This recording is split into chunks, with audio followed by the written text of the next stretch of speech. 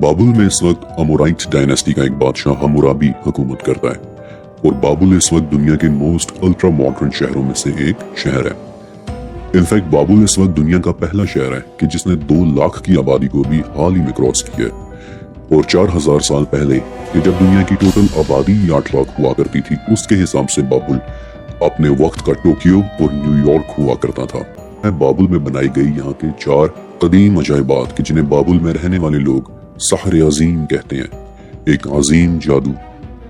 अपने दौर के बाबुल का पहला अजीम अजूबा तांबे की एक अजीब बत्तख हुआ करता था। अब बज़ाहिर तो इस बत्तख के अंदर देखने को कुछ खास नहीं है, लेकिन ये बत्तख शहर के बड़े दरवाजे के बाहर रखी हुआ करती थी और जब भी शहर से कोई चोर कोई चीज चुराकर शहर से बाहर लेकर जा रहा होता था तो इस बत्तख में से अजीबो गरीब सी चीखने की आवाजें निकलना शुरू हो जाया करती थी। बाबुल का पहला अजूबा वो तांबे वाली बत्तख कि जो एक चोर को अपने पास से गुजरता देखकर चिल्लाना शुरू हो जाया करती थी। आज के जमाने में हम ऐसी किसी बत्तख को कैसे रिक्रिएट कर सकते हैं? EAS और RFID स्कैनर्स कि जो इस वक्त तमाम बड़े शॉपिंग मॉल्स और बड़ी बड़ी शॉपिंग आउटलेट्स के दरवाजों के बाहर रखे हुए होते हैं या उनके अंदर, और अगर आप स्टोर में से कोई भी चीज चुराकर या बगैर इजाजत लेकर निकलें तो उसी वक्त ये स्कैनर्स चिल्लाना शुरू कर देते हैं, बिल्कुल तांबे की उस बत्तख की तरह। बाबुल वालों का दूसरा अजूबा कि उन्होंने अपने शहर में एक अजीब सा हौज बनाकर रखा हुआ होता था। कहते हैं कि शहर के तमाम लोग, तमाम सरदार और मुअज़्ज़िज़ीन इस हौज के किनारे जमा होते और इस हौज में अपनी अपनी पसंद के ड्रिंक्स, मशरूबात डाल दिया करते थे और बाद में जब किसी शख्स का दिल चाहता तो वो इस हौज के नीचे अपना गिलास रखता और उसकी पसंद का मशरूब हौज से निकलकर उसके गिलास में इकट्ठा होना शुरू हो जाया करता था। आज तकरीबन हर बड़े मॉल में रखी एक वेंडिंग मशीन कि जिसके अंदर दर्जनों तरह के मशरूबात भरे होते हैं, लेकिन निकलता सिर्फ वही है कि जिसकी हम ख्वाहिश करते हैं। एंशिएंट बेबीलोनियंस का तीसरा अजूबा कि उन्होंने गुमशुदा लोगों को ढूंढने के लिए एक आईना बनाकर रखा होता था। जब कभी शहर में कोई शख्स गुम हो जाता तो उसका कोई अजीज, कोई रिश्तेदार, कोई फैमिली मेंबर, कोई दोस्त उस आईने के पास आता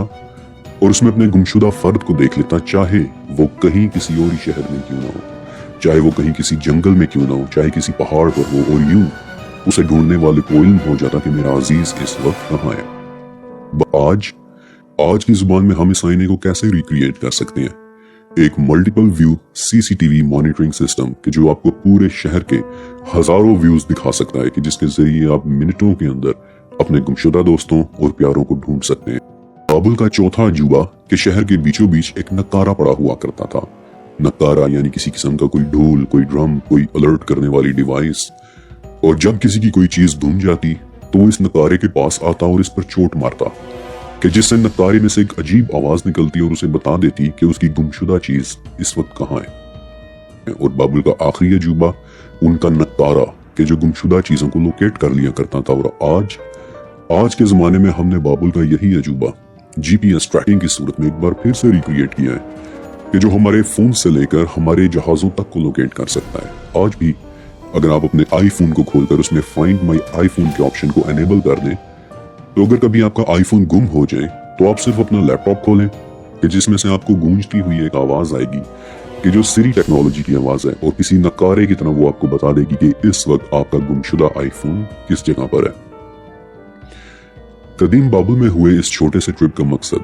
आपको ये बताना था कि बाज़ औक़ात सिर्फ अपने अल्फाज बदल लेने से आप चीजों की रियलिटी को पहचान लेते हैं। बाज़ औक़ात सिर्फ देखने का एंगल चेंज कर लेने से आपके सामने एक नई दुनिया खुलकर आ जाती है।